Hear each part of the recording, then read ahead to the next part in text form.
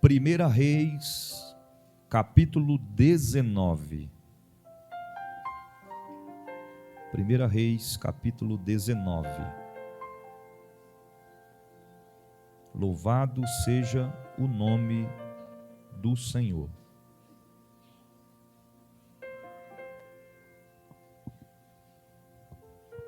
Glória a Deus. Se o seu irmão que estiver perto de você não encontrou ainda, ajude ele. Ajude ela e nós vamos compartilhar juntos daquilo que Deus reservou para as nossas vidas.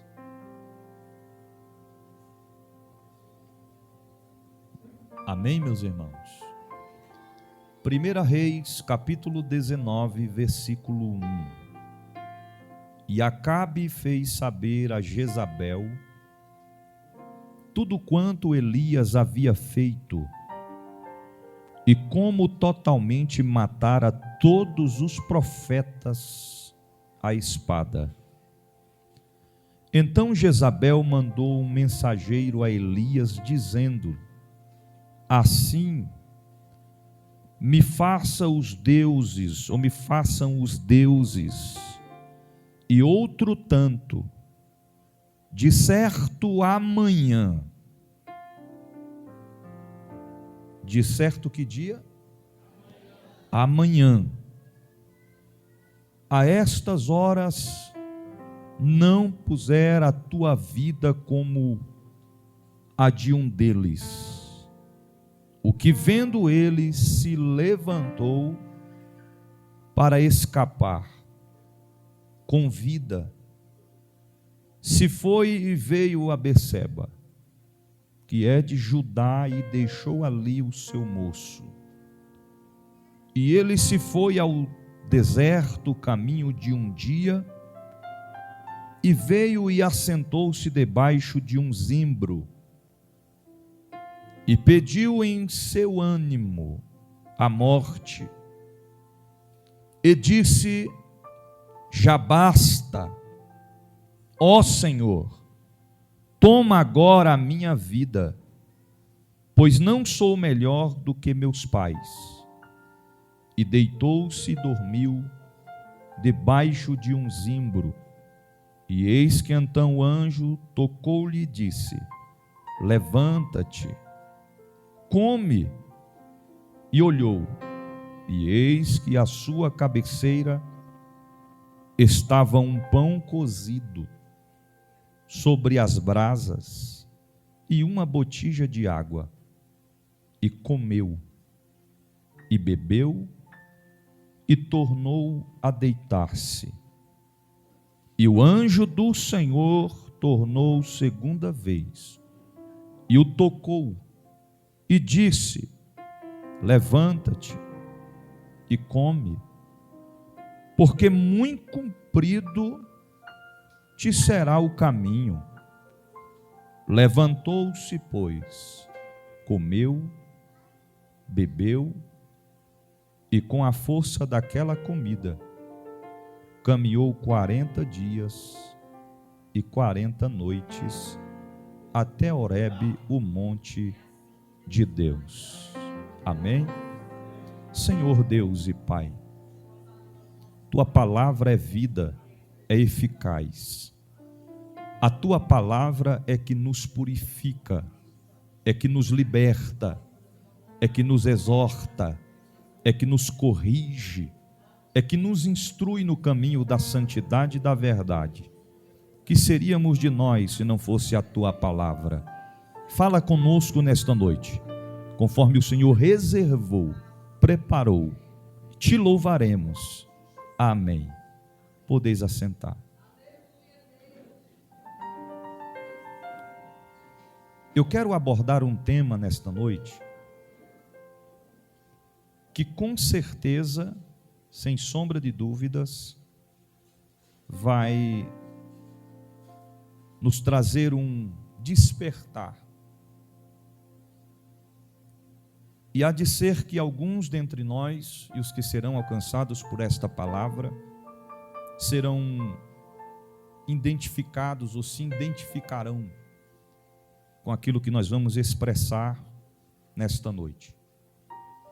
O tema da mensagem desta noite é: o amanhã pertence a Deus. Certa feita o mestre disse que nós não devemos andar inquietos, ansiosos quanto o dia de amanhã. Ele é bem claro em destacar que as aves dos céus nada fazem, não semeiam, não cegam, mas o Senhor cuida, o Senhor as mantém, as sustenta, as alimenta. Muito mais o Senhor há de fazer nas nossas vidas. Não andeis ansiosos quanto o dia de amanhã, porque amanhã pertence a Deus, pertence ao Senhor. Na nossa trajetória, na nossa caminhada na fé com Cristo, existem momentos na nossa vida em que nós nos encontramos, nos sentimos desgastados. Às vezes estamos nos sentindo nos nossos limites. Nem sempre nós vamos estar no mesmo ritmo, na mesma força, na mesma disposição, no mesmo ânimo. Isso oscila. Até mesmo quando nós falamos a respeito da vida conjugal, mesmo que seja um grande homem de Deus, uma grande mulher de Deus, vai ter momentos em que um vai depender do outro, na oração, na intercessão, até mesmo nas palavras de motivação e de ânimo. Vai ter dias que você vai estar desanimada, desmotivada, sem força. Aí o Senhor vai usar o teu esposo para dizer: não, minha filha, nós não podemos desistir. Vamos enfrentar esta adversidade, esta tempestade, e vamos ter vitória. Em contrapartida, depois os valores se invertem. Já é o outro que está desanimado e você tem que animá-lo. O mais difícil disto tudo é quando a questão se aplaca aos dois. Dois desanimados, dois desmotivados, dois sem força, dois sem ânimo. Aí tem que tirar força da onde não tem. E esta força vem do Senhor.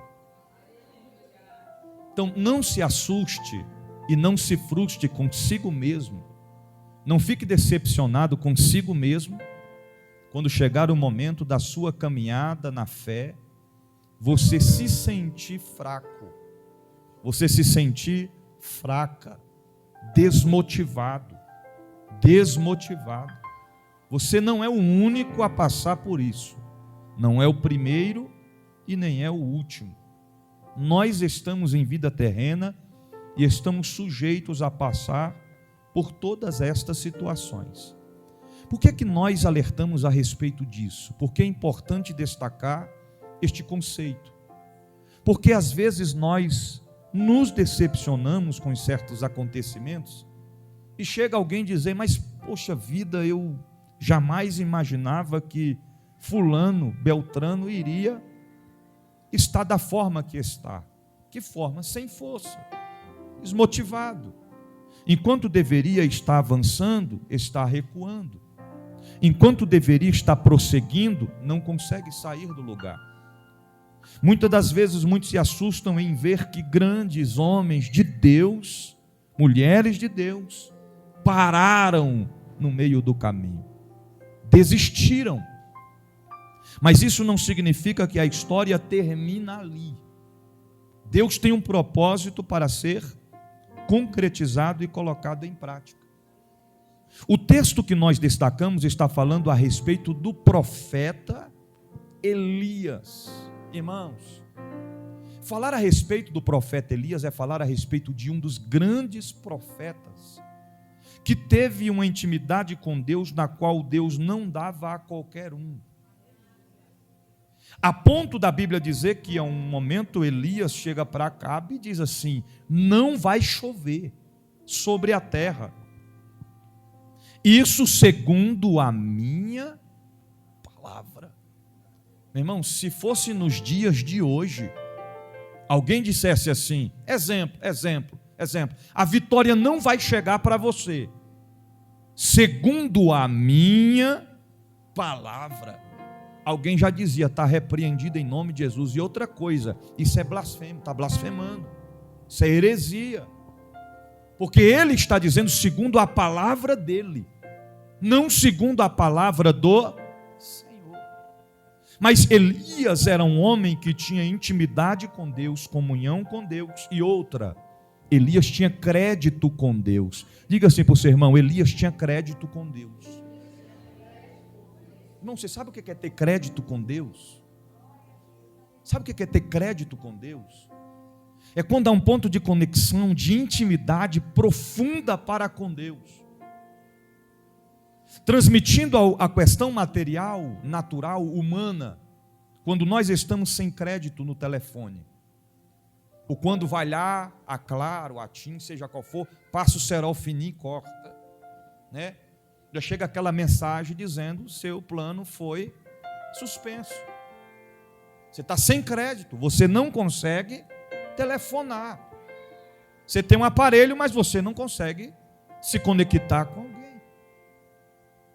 A intimidade que Elias tinha com Deus era algo tão profundo, a ponto do Senhor dizer a Elias, Elias, eu sei do relacionamento que você tem comigo, e tu sabes da importância do reconhecimento para que eu retribuo convosco. Em outras palavras, o Senhor sabe muito bem o grau do nosso relacionamento, da nossa intimidade com Ele. Eu posso até chegar aqui e demonstrar ser uma coisa, mas se na minha intimidade eu não for o que eu estou demonstrando aqui, eu estou enganando a mim mesmo, enganando os irmãos que estão em minha volta e tentando, que é impossível, enganar a Deus. Isso é muito profundo. Isso é muito profundo. Porque nos dias da atualidade que nós vivemos hoje, as pessoas confundem intimidade com Deus com os dons.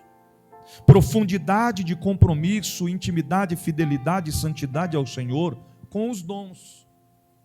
Os profetas da atualidade estão sendo reconhecidos não pelo seu caráter, não pela sua intimidade com Deus, não pela sua comunhão, pelo seu grau de profundidade com as sagradas escrituras.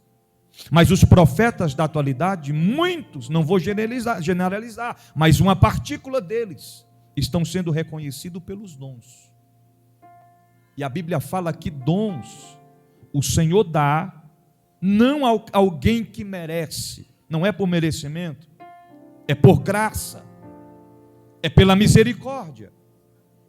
Os dons são algo que vem de Deus para a vida do homem, para que seja cumprido com o propósito de Deus aqui na terra. Em outras palavras, quem tem o dom é uma ferramenta utilizada por Deus. Quem tem o dom é um instrumento usado, utilizado por Deus. Na construção de uma casa se usa a pá. Na construção de uma casa, o pedreiro usa a colher. Na construção de uma casa, os tijolos são essencial. O cimento, a areia. A fase de acabamento é essencial. Mas, além de tudo isso, o que faz a diferença está na estrutura da casa, no alicerce da casa. A casa pode ser bonita, pode ser formosa. A casa pode até espantar pela qualificação, porque está composto por fora. Mas se a estrutura não estiver bem feita, mais cedo ou mais tarde, ela vai desabar, ela vai cair. E o que antecede o alicerce da casa, vem a engenharia, o arquiteto, que faz o projeto para fazê-lo acontecer. Assim somos nós, somos instrumentos, ferramentas utilizadas por Deus. É muito lindo quando alguém diz assim, Senhor, faz de mim um instrumento nas tuas mãos. Ah, é? Ele faz. Quando nós convidamos, ele faz. É que nem aquele hino, eu quero ser, Senhor, um vaso novo. Não é assim? Quebra a minha vida, ó, não sabe o que está pedindo. Quebra, vai doer. Faz de mim um instrumento nas tuas mãos. É lindo um instrumento quando está sendo tocado. Tem tocador de guitarra que falta fazer a guitarra falar. Tem baterista que quando ele toca, a gente que arranha fica olhando assim, fica de boca aberta. Rapaz, mas toca demais. Que lindo. Saxofone nem se fala. Só que às vezes, quando o tocador chega para tocar, quem está me ouvindo, diga amém. Aconteceu alguma coisa com o instrumento. O instrumento está desafinado. Tem duas formas do instrumento desafinar. Tem gente que desafina ele. Vai lá e mexe onde não cabe a si mexer. E às vezes por si próprio ele desafina. E quando o instrumento é desafinado, o que tem que fazer? O que tem que fazer? Afinar. Aí vai lá na primeira corda, tim, aí testa, aperta mais um pouquinho, vai apertando, testa, aí aperta mais um pouquinho, testa. Aí o instrumento, o ser humano, muitas das vezes não suporta ser afinado. Aí começa a questionar com aquele que está sendo, o que usa, o que utiliza o instrumento. Aí o Senhor diz: tu não pedistes para ser um instrumento nas minhas mãos? Vai ter momento que eu vou ter que afinar você. Eu vou ter que colocar no ponto certinho, da forma em que deve ser feito. Então nós temos que entender que Deus, Ele trabalha conforme a sua proporção para cumprir com o seu propósito na nossa vida. Nem sempre nós vamos estar da forma em que nós almejamos estar, se conduzir. Então Elias era um homem que tinha intimidade com Deus. Se fosse nos dias de hoje, Elias era o tipo do camarada que era na forma tradicional da antiguidade. Ele entraria no mercado e falava assim: depois a gente acerta, final do mês, só o caderninho. Você está entendendo como é que funciona? Desse jeito, credibilidade com Deus. Não vai chover sobre a terra. E outra, segundo a minha palavra. Se fosse nos dias de hoje, alguém dizia: acabou de passar no jornal, o quê? A previsão do tempo. E diz que vai ter pancadas de chuva com trovoadas e grande alerta de tempestade. Elias dizia: rapaz, eles não sabem a quem eles estão servindo. Se eu falei que não vai chover, é porque não vai chover. E não choveu. Durante quanto tempo? Quem lembra? Quanto tempo? 3 anos e meio.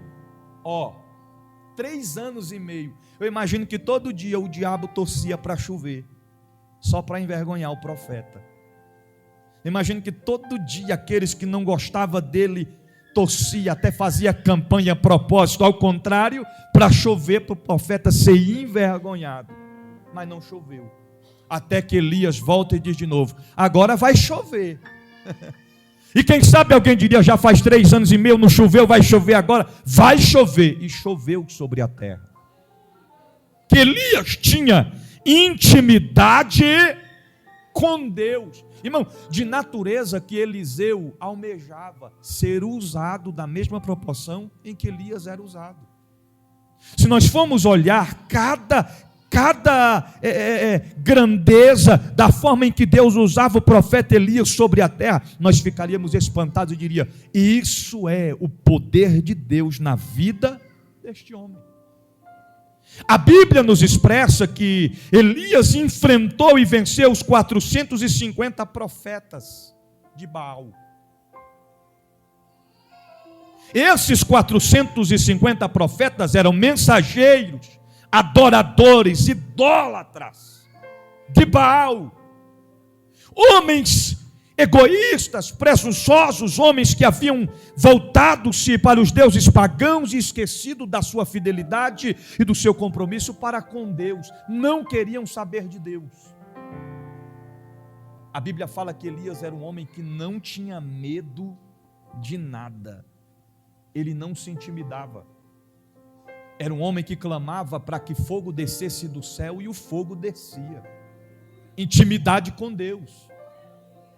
Nada poderia conseguir deter aquilo que Deus havia depositado sobre a vida do profeta Elias. Se Elias estivesse aqui dentre nós, eu gostaria de ser o amigo mais próximo do profeta Elias. Eu queria andar com ele. Eu queria ser amigo de Elias. Quem não gostaria de, profeta Elias, faz uma oração por mim, profeta Elias intercede pela minha vida. Quem não gostaria de estar perto do profeta Elias? Porque é um homem usado grandemente por Deus. Não somente pelos dons, mas o seu caráter, a sua postura, a sua índole, a sua intimidade, a sua comunhão com Deus era nítida aos olhos de todos. Só que a Bíblia nos expressa que Acabe fez saber a Jezabel. Em outras palavras, o rei Acabe contou a Jezabel tudo que o profeta Elias tinha feito, como totalmente mataram todos os profetas à espada.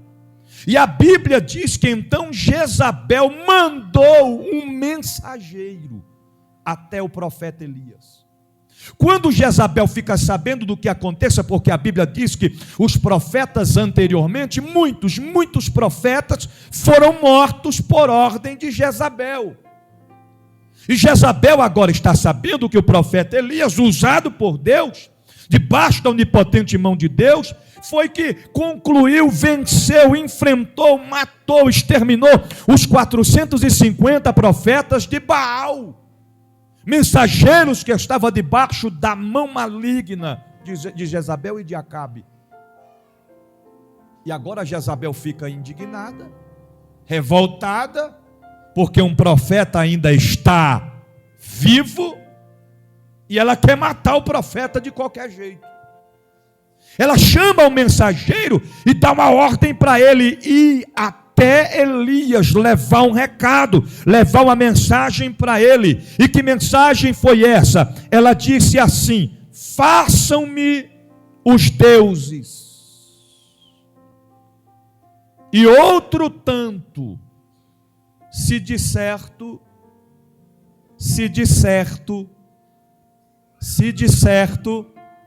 amanhã, aleluia, a esta hora, não puser a tua vida como a um deles. Jezabel disse assim: amanhã. Em outras palavras, para você entender no linguajar melhor, eu, Jezabel, mudo de nome.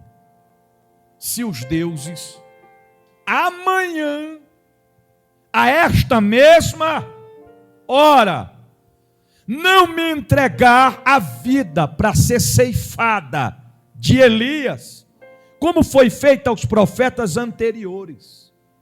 Só que quando Jezabel diz amanhã, a esta hora, eu imagino o Deus da Bíblia olhando lá de cima para baixo e dizendo: Jezabel não sabe de nada, Jezabel não compreende meus mistérios. E se alguém perguntasse, o Senhor responderia: mas por quê? Porque Jezabel não sabe, ou se esqueceu, ou está fazendo de esquecida o quê? Que o amanhã pertence a Deus. O amanhã pertence ao Senhor. O amanhã não pertence a mim, não pertence a você, não pertence a nós. Você pode deitar para dormir e não sabe se amanhã você vai acordar. Só que em contrapartida, você pode deitar na prova para dormir, e quando o amanhã chegar, você já vai acordar com a vitória nas suas. Porque Deus tem promessa disso. O choro pode durar uma noite inteira, mas a alegria vem pelo amanhã. O amanhecer. Então Deus marcou essa noite para te dizer: fique tranquilo. A gente não é super-homem, então não vou dizer assim, descansa. Você, ser humano, dizendo para você: tente descansar, tente dormir em paz. Entrega as tuas ansiedades, as tuas preocupações ao Senhor. Ele cuida de todos os detalhes da nossa vida. Só que a Bíblia diz que quando Elias recebe a notícia do mensageiro, a Bíblia expressa que ele se levantou para escapar a sua vida. Ele se levanta e ele anda pelo deserto o caminho de um dia. Você sabe o que é caminhar um dia sem parar? Tinha negócio de eu vou parar para descansar aqui, não. Foi um dia andando constantemente. Eu imagino que Elias ia andando e de vez em quando ele dava uma olhadinha. Alguém está me seguindo? Não. Ninguém está me vendo? Não. Ninguém me viu, ninguém me acompanhou. Eu estou no deserto, aliás, eu estou sozinho. E ele anda, até que chega num determinado ponto, ele vê um pé de zimbro, e ele diz, agora eu vou descansar. Ele estava fadigado, ele não aguentava mais. Sentou debaixo do pé de zimbro, e a Bíblia disse que pediu em seu ânimo. O que ele pediu? A morte. Elias disse assim, já basta. Elias disse, já basta. Em outras palavras, eu não aguento mais. Tem gente que está desse jeito. Senhor, não aguento mais. Senhor, já deu o que tinha que dar. Tem gente que já está de mudança pronta, como diz o ditado popular, de malicuia já, a prontidão, só chegar um momento de ir embora. Tem gente que não aguenta mais. Já falou para todo mundo, eu não aguento mais, eu desisto, eu vou parar, eu vou sair, eu vou pedir carta, eu vou para outro lugar, eu não estou suportando mais. Queridos, sair do propósito que Deus tem não é solução para problemas. A gente temos que enfrentar a realidade. Eu costumo dizer que quem tem problema e tenta fugir do problema, pode ir para onde for que o problema vai acompanhar você. Problema é uma coisa que a gente tem que resolver, solucionar. Quando nós precisamos ser tratados com Deus, nós precisamos aceitar o tratamento. Já viu que tem gente que não aceita o tratamento? Eu já visitei pessoas enfermas que entregavam o remédio. Quando a pessoa que entregava o remédio se retirava, cuspiu o remédio. A ponto de juntar, quando foi varrer a casa, debaixo da cama estava aquela multidão de remédio. Porque o paciente estava recusando o tratamento. Quando nós recusamos ser tratados por Deus, nós estamos cavando a nossa própria sepultura espiritual. Elias disse, já basta. Já basta. Não aguento mais. Ele pediu para si a morte. Senhor, toma agora a minha vida, pois não sou melhor do que meus pais. Eu estava estudando a profundidade disso aqui, quando ele diz, não sou melhor do que meus pais. O sentimento que Elias estava sentindo ali naquele momento, era um sentimento de decepção. Por que decepção, bispo? Porque ele fez tudo o que ele deveria fazer, para demonstrar para o povo o poder, a grandeza, a fidelidade que Deus tinha para com o povo. E depois de tudo que aconteceu, depois de todas as formas que Deus usou ele, o povo ainda estava com o coração duro, não queria saber de Deus. É o mesmo que você pegar uma pessoa que está lá no fundo do poço, e você ir lá e estender a mão, e jogar uma corda, tirar a pessoa de dentro do poço, dar um banho na pessoa, vestir a pessoa, sentar na mesa, colocar um banquete para ela, e quando ela terminar de se alimentar, quando se sentir uma posição tal que está forte, tentar apunhalar você pelas costas, e você olhar e dizer, como é que pode? Um ditado popular, eu alimentei cobra para a serpente vir me picar. Eu tirei de dentro do poço alguém que estava na beira da morte e agora está querendo me matar, me ferir, me ceifar.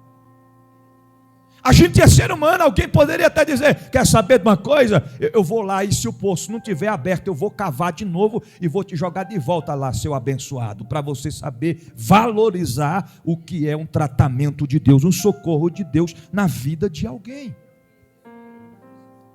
Nós temos que ser gratos a Deus. Elias estava decepcionado com o comportamento do povo para com Deus, ou seja, tudo havia acontecido, mataram os profetas, Deus me usou, os 450 profetas de Baal já padeceram, e Acabe e Jezabel ainda está agora me ameaçando de morte, mandando recado, mandando mensagem: Deus, eu não aguento mais isso, eu não suporto isso, eu não sou melhor do que ninguém, eu sou teu servo, eu sou usado por ti, mas eu sou ser humano de corpo e carne, de alma, mas eu sou ser humano como os demais, eu não aguento mais isso, então eu prefiro que o Senhor me tire a vida. Aqui existe um diferencial. Ele não estava pensando em suicídio, porque ele conhecia muito bem a respeito de quem tira a sua própria vida, mas ele pediu para Deus: Deus, tira a minha vida, eu não suporto mais isso. Segundo, Elias estava com medo. Elias estava com medo. Como é que um camarada que não tinha medo de nada, nem de ninguém, uma intimidade a ponto de dizer: não vai chover, não chove, vai chover, chove, desce fogo, agora está com medo das ameaças de Jezabel? Sentiu medo. Tem historiadores que frisam que é inexplicável essa conduta, mas o que é importante a gente destacar é que o medo, ele não pode ultrapassar o grau da nossa fé, da nossa confiança em Deus. Você está entendendo? Nós temos que manter o posicionamento. Elias estava com medo. Medo de perder a sua vida. Medo de ser envergonhado por conta da mal conduta do povo que não havia reconhecido a misericórdia e a graça de Deus. Medo do que estava por vir, medo do que poderia acontecer com ele amanhã, porque ela disse: amanhã você vai ser ceifado, não tem como escapar. Elias deveria lembrar que o amanhã pertence a Deus. As maiores batalhas que nós estamos enfrentando nos dias de hoje, escute o que eu vou lhe dizer, não é com as obras malignas que estão sendo feitas contra as nossas vidas. As maiores batalhas que nós estamos enfrentando nos dias de hoje são as batalhas na nossa mente. São batalhas isoladas, no secreto. Quando o inimigo de nossas almas aproveita a nossa sensibilidade, a situação que nós estamos passando, enfrentando, e ele começa a atacar na nossa mente, dizendo: acabou, não tem mais jeito, você não vai vencer, este problema não tem solução, essa porta não vai se abrir, a tua vitória não vai chegar. E ele vai sufocando, ele vai lançando os dardos, as setas na nossa mente, no nosso pensamento, a ponto de muitos não suportarem dizer: Deus, eu não aguento mais, já basta, eu não suporto mais isso. Eu não aguento mais esta opressão, esta luta, essa adversidade, essa tempestade. Mas o Deus da Bíblia marcou essa noite para te dizer: alegra o teu coração, hoje é um outro dia, e amanhã, o amanhã pertence a Deus. Deus pode te tirar desta prova, deste deserto, desta adversidade, de um dia para o outro. Ele tem o controle e o domínio de todas as coisas nas mãos. Quando a Bíblia diz que o filho da viúva de Naim morreu, segundo historiadores, o prazo de sepultamento era no máximo no dia seguinte. Não podia enterrar 3 dias depois, 4 dias depois, não podia. Tão verdade é que quando Lázaro morreu, imediatamente ele foi sepultado. Quando Jesus chegou, já dias depois, ele já estava dentro da sepultura, do túmulo, porque não pôde, passou 2 dias, acabou. Sepultamento. Então, quando o filho da viúva de Naim morreu, o sepultamento, segundo alguns historiadores, foi no dia seguinte. Por quê? Exemplo: filho da viúva morreu hoje, o diabo olhava e dizia: acabou, não tem mais jeito, amanhã é o sepultamento. Mas alguém olhava e dizia: mas o amanhã pertence a Deus. Deus. Tão verdade é que quando foi no dia do sepultamento, estavam levando o caixão para o cemitério, e o diabo já comemorava, os demônios já comemoravam no mundo espiritual, dizendo: acabou, não tem mais jeito, acabou, não tem mais jeito, ele morreu ontem, hoje é um novo dia, mas como amanhã pertence a Deus, o Deus da Bíblia chegou no momento certo, na hora certa, tocou no esquife, mandou o rapaz se levantar, e ele se levantou com vida, e Deus mudou a história daquela situação, porque o amanhã pertence a Deus. Eu vou concluir. A Bíblia fala que Pedro estava na prisão, e o decreto de Herodes era que ele iria morrer no dia seguinte. Pedro, tu está preso? Sim. A igreja orava constantemente. A igreja não ia parar de orar enquanto Pedro estava na prisão, enquanto o Senhor não tirasse Pedro daquela prisão. Eu imagino que alguém chegava lá na igreja, aonde Pedro congregava. Quem está me ouvindo, diga amém. Aqueles crentes sem fé, você está entendendo? Que só acredita quando tem quantidade. Aquele tipo de crente que só está junto quando a gente estamos rompendo, vencendo, conquistando. Quando a prova vem, começa a abandonar a embarcação. Quando o deserto chega, começa a te dizer: estou fora. Porque tem gente que é assim, irmão. Só quer estar junto da gente quando a gente está na bonança. Você está entendendo? Mas quando a escassez, quando a provação vem, desaparece. Só quer estar junto com a gente quando é churrasco. Você está entendendo? Quando é só um ovinho frito, sumiu, desapareceu. Desse jeito. Imagina ele chegando no culto de oração na igreja de Pedro. O que está acontecendo? O povo está orando. Gente, não adianta não, gente. Pedro está lá na prisão, vai morrer amanhã cedinho, quando amanhecer o dia. Rapaz, Tiago já morreu, você acha que Pedro vai escapar? O decreto já foi assinado, não tem como ser revogado não. O homem que prendeu, ele não volta atrás. Todos os anteriores já foram mortos, com Pedro não vai ser diferente. É melhor a gente parar esse culto de oração aqui e vamos fazer logo um culto de louvor, porque acabou para Pedro. Mas a igreja não, ela permaneceu firme. A gente não vai parar de orar, porque a gente sabe, a gente confia que hoje é um dia, mas o amanhã pertence a Deus. Tão verdade é que Pedro foi deitar e dormiu. Aí o relógio está chegando à meia-noite. Escute isso aqui. Para muitos era o fim, já tinha acabado. Eu imagino Deus da Bíblia olhando e dizendo: para mostrar para esse povo que não acredita no meu poder, eu vou chegar no primeiro segundo do amanhã que pertence a mim. Quando o relógio marca meia-noite, começa a contar meia-noite e 1, o novo dia, o anjo desce dentro da prisão e acorda Pedro. Pedro, levanta, Pedro. Pedro sonolento, pega a capa, Pedro. Calça as sandálias, Pedro.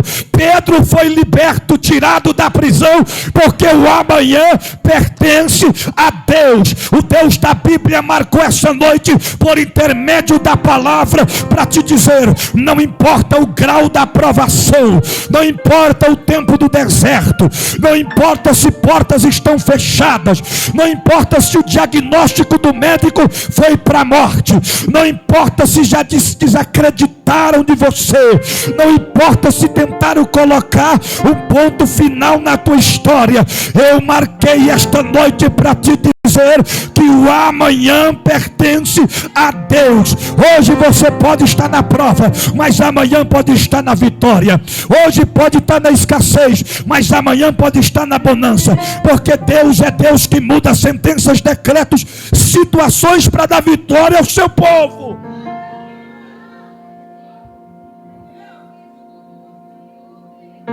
A gente analisa a situação que a gente enfrenta e às vezes nós mesmos tiramos a conclusão: acabou, é o fim, eu não sei como é que eu vou resolver essa situação. Não sabe? Então não tome decisão precipitada. Não sabe o que falar? Não fala, silencia. Não sabe o que fazer? Não faça nada. E o que é que eu faço, bispo? Se cala, descansa, espera, entrega ao Senhor os teus caminhos, confia nele e o mais ele fará. A Bíblia diz que a vontade de Deus é boa, perfeita e agradável. Ele tem o melhor para mim e para você. É assim que o nosso Deus trabalha. Aleluia. O Deus da Bíblia é a solução de problemas.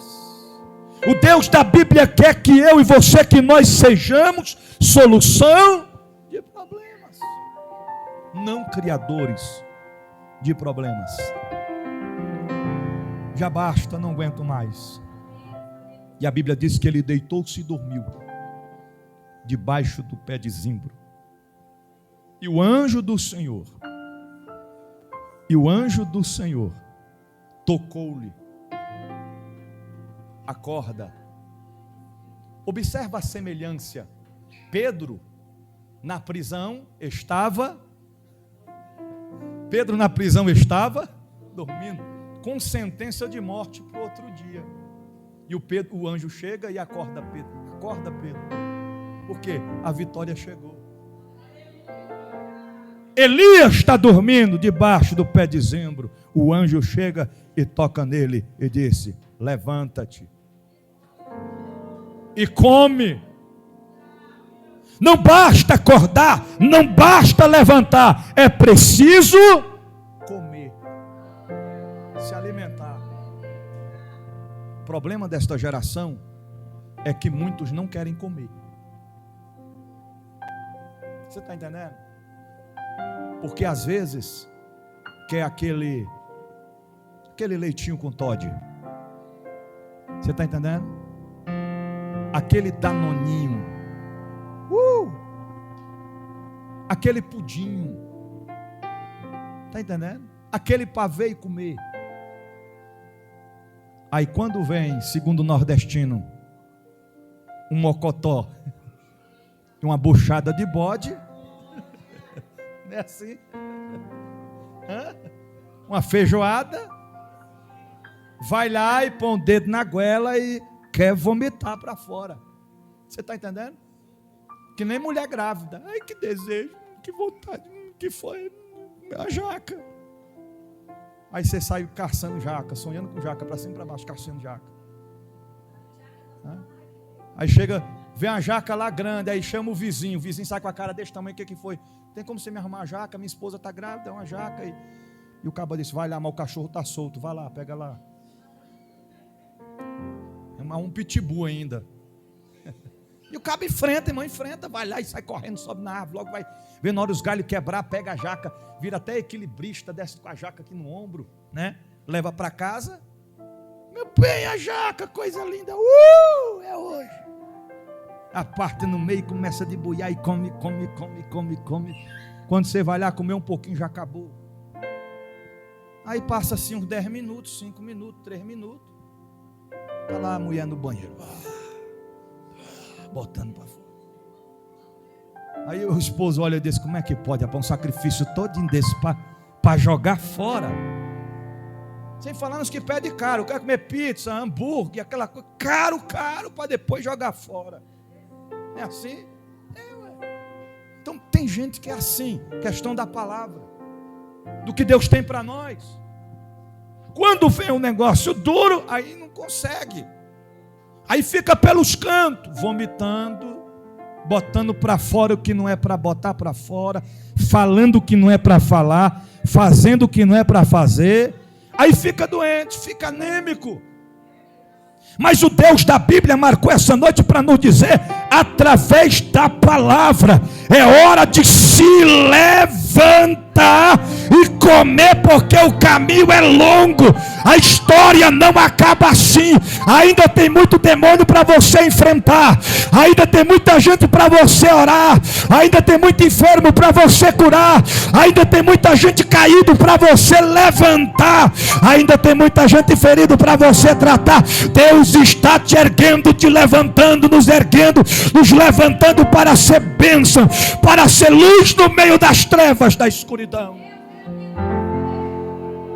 Elias não acabou, Elias, isso é coisa da tua mentalidade, Elias. Tu está dizendo já basta, Elias. Tu diz que quer morrer, Elias. Tu quer morrer nada, Elias. Tu quer desistir nada, Elias. O que tu está querendo, Elias, é vitória, Elias. É bênção, Elias. É provisão dos céus, Elias. Deus marcou essa noite para te dizer: Ele sabe o que você quer, o que você precisa, o que você necessita, o que você carece. Ele sabe. Ele sabe. Labrau e cau e jomi queri a leon engondara blasai. Alau e qui sandao haideri mi caplanto turca trova lei. Calax teu furiastito ni mi piofore alla bagaço derei. Quem está entendendo já pode receber este plau e astura bacana. Caminhou um dia no meio do deserto. Não levou pão, não levou água, não levou alimento, não levou nada, porque estava desejando morrer. Falou: chega lá, eu já acabo de morrer e pronto. Não tem nada nem para se alimentar. Mas quando o anjo toca Elias, ele disse: levanta, Elias, come. Eu imagino Elias com o olho fechado e pensando: eu vou comer o quê? No meio de um deserto desse. Primeiro que aqui não tem nenhum comércio para vender alguma coisa para eu comer. Aqui não tem nada. Mas se você ler o texto... Quando Elias abriu o olho e olhou assim, em sua cabeceira, meu Deus, é forte demais. O que tinha lá? Um pão cozido. Aonde é que coziram o pão? No deserto. Pão quentinho no deserto, sem ter fogão, sem ter fogueira. Quem trouxe o pão para ele comer é aquele que aquece a fornalha com seu poder, com a sua glória, em uma temperatura a ponto de não consumir Sadraque, Mesaque e Abednego. Quem esquentou aquele pão para Elias não foi qualquer um. Quem esquentou, aqueceu o pão para Elias, mesmo no deserto, foi o Deus da Bíblia. Pão cozido sobre as brasas e uma botija de água, e a Bíblia diz que ele comeu e bebeu. Comeu e bebeu, e tornou-se a deitar. Sabe o que eu entendo com isso? Tem vezes na nossa vida ministerial, na nossa vida espiritual, que a gente pensa assim: hoje eu vou descansar. Aí o telefone toca. Aí você diz: o que é? Vem expulsar um demônio aqui, pelo amor de Deus. Tem dia que você diz: hoje eu vou descansar, eu vou desligar o telefone e não vou atender ninguém. Aí alguém bate na porta. Eu te liguei, estava dando na caixa de mensagem, eu vim aqui. O que foi? Eu preciso da sua ajuda, do seu socorro. Porque, irmão, enquanto tivermos aqui na terra para descansar, é difícil. No mundo espiritual é difícil ter descanso. Por quê? Porque o caminho é longo. O caminho é longo. Se a gente não se alimentar do que Deus tem para a nossa vida, a gente não vai conseguir chegar até o final. Lembra quando Jesus disse para os discípulos: entrar na embarcação e chegar do outro? A orientação era para chegar do outro. Antes de chegar do outro lado, Jesus tinha multiplicado pães e peixes e se preocupou em despedir a multidão sem se alimentar, com medo que eles padecessem no meio do caminho. E esses discípulos estavam lá com Jesus. Ou seja, Jesus não estava preocupado só com a multidão, mas também com os discípulos. Porque a gente tem que se alimentar agora, antes de prosseguir no deserto. Porque quando chegar lá na frente, eles não sabem, mas eu vou colocar eles na embarcação e eles vão ter que chegar do outro lado. Só que quando chegar no meio do caminho, eu vou mandar uma tempestade tão grande que eles vão remar, vão ficar fadigados de tanto remar, porque a tempestade vai ser forte e o vento vai ser contrário. Porque Deus, ele trabalha na lógica que o homem não consegue trabalhar e entender, mas são seus mistérios. E quando Elias deita e descansa de novo, vai pegar no sono, aí o anjo pega, tornou pela segunda vez, e ele toca em Elias e disse: Elias, levanta-te, come, porque muito comprido te será o caminho. Eu concluo aqui. A Bíblia diz que depois que ele comeu, ele se levantou. Depois que ele comeu, ele se... Depois que ele comeu, ele se... É por isso que quem não come, não consegue se levantar. Você está entendendo? Sempre deitado, sempre caído, sempre para baixo, sempre fraco. A gente tenta de todo jeito, se levanta, meu filho, vem, se escora aqui, mas não quer, está insistindo, não vou comer, eu não vou se alimentar. Precisamos nos alimentar. Certa feita o povo disse ao Senhor: estamos com fome. Ele disse: abre as vossas bocas que eu vos alimentarei. Como? Através da sua palavra. A palavra de Deus é a fonte que alimenta as nossas vidas. Depois que comeu, ele se levantou e pôs, com a força daquela comida, com a força daquela, caminhou 40 dias e 40 noites até Horebe, o monte de Deus. Esta palavra desta noite, o Senhor está dizendo: come, se alimenta, porque o caminho te será longo. Tem muita coisa para você enfrentar ainda. Para de dizer: Deus, já basta, eu quero morrer. O Senhor está dizendo: não está na hora de morrer. O Senhor está dizendo que está proibido morrer agora. Não é hora de morte, é hora de vida. É hora de Deus cumprir propósito, promessa. É hora de prosseguir, de caminhar, de avançar, de seguir, de conquistar o que está por vir sobre a sua vida.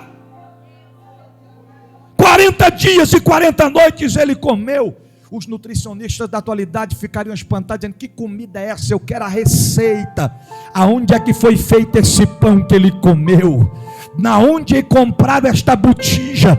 E da onde veio a água? Onde é a fonte desta água? Que o camarada come pão e bebe água e consegue caminhar 40 dias e 40 noites. O segredo é a presença de Deus. O segredo é o Deus da Bíblia.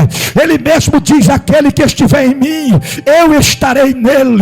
Aquele que se voltar para mim, eu me voltarei para ele. Aquele que tem compromisso comigo, eu tenho compromisso com ele. Isso é o cuidado, é o zelo da parte de Deus para as nossas vidas. Tem gente que está sendo alcançado por esta palavra e já estava a ponto de entrar em uma anemia espiritual, uma desnutrição espiritual.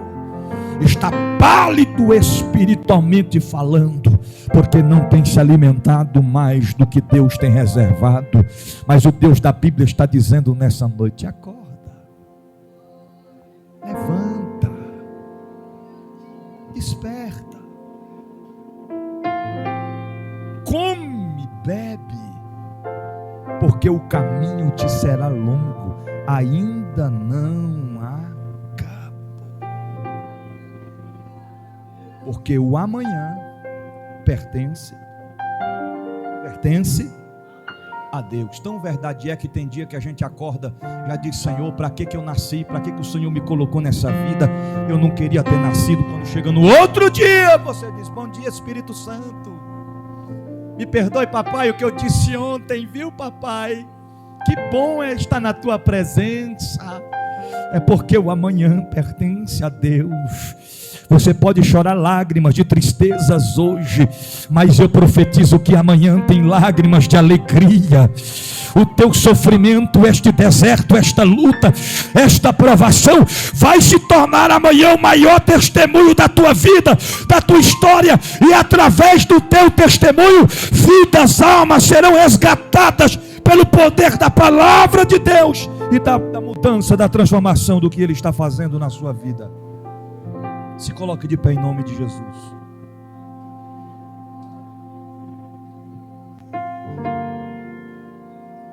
Eu concluo a mensagem dizendo: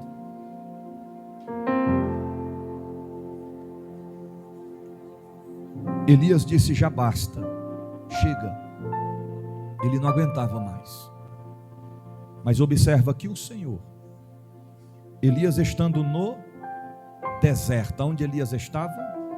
Deserto. O Senhor enviou o anjo, o Senhor enviou o pão e o Senhor enviou a água. que significa isso? O cuidado de Deus para com Elias. Nós não somos desamparados pelo Senhor.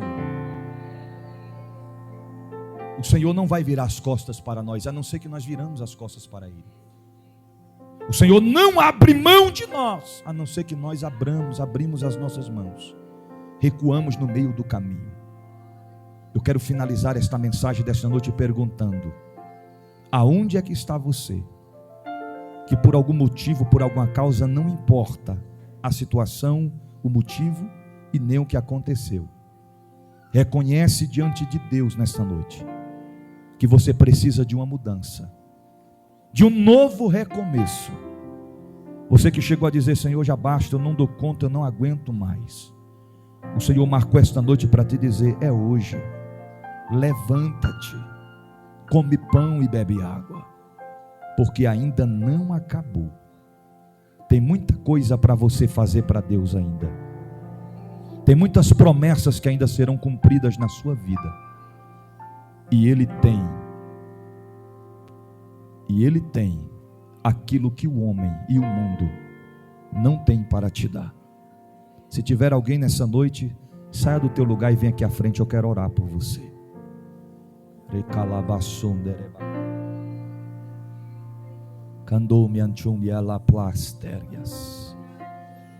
O Deus da Bíblia não traria esta mensagem por coincidência ou por acaso. Esta mensagem da parte de Deus é para o teu coração. Aleluias, aleluias. Cadê um obreiro para ficar aqui do lado dele aqui? Aleluias. Tem mais alguém nessa noite? Tem mais alguém? Aleluias. Pode aplaudir, irmãos, a Jesus. Pode aplaudir.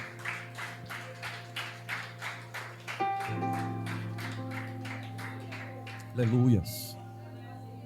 As lutas desta vida, os desertos, as provações, as frustrações, as decepções não podem nos parar. Não vai te parar. Deus conta com você. É hora de se levantar, de se erguer. Tem mais alguém? Tem mais alguém? Tem mais alguém? O Senhor te chama, Ele quer cumprir propósito na tua vida. Deus quer fazer coisas extraordinárias acontecer. Hoje você acordou de uma maneira, veio para casa de uma, veio para a igreja de uma maneira, mas Deus quer que amanhã você seja uma nova criatura em Cristo Jesus. Que amanhã, quando o dia chegar, você possa sentir um contraste, um diferencial entre o dia de hoje e o dia de amanhã, porque o amanhã pertence a Deus. Tem mais alguém nessa noite? Se tiver, sai do teu lugar, vem à frente. É hoje o que Deus reservou para falar com você, para que Ele venha concretizar o que Ele reservou para amanhã, porque o amanhã pertence a Deus. Tem mais alguém? Não tem? Os demais estão todos firmados? Então vamos orar. Senhor Deus e Pai, aqui estão essas vidas, ó Deus, que reconhecem diante de Ti, da Tua presença, da Tua majestade eterna, que carecem, que necessitam de um novo recomeço. Pai, são vidas, são almas, e a Tua palavra diz que uma alma vale mais do que o mundo inteiro. Aqui tem 3 almas se rendendo aos Teus pés, recomeçando com o Senhor. Senhor Deus, perdoa os pecados dos Teus servos, dos Teus filhos, das Tuas filhas. Pai, sara as feridas, escreve o nome deles no livro da vida, e que eles possam servir, seguindo no Teu caminho, prosseguindo na Tua verdade, na Tua santidade, na Tua paz. É o que nós Te louvamos, ó Pai, e somos gratos por esta oportunidade. Se alegramos por esta atitude, por esta decisão, porque nós somos um só povo, uma só família em Cristo Jesus. Amém e amém. Deus abençoe. Dá um abraço neles aí. Pode voltar para os vossos lugares. Guarde esta palavra no teu coração, e uma vez guardando-a, coloque em prática, porque não podemos ser apenas ouvintes, mas sim praticantes da palavra do Senhor Jesus.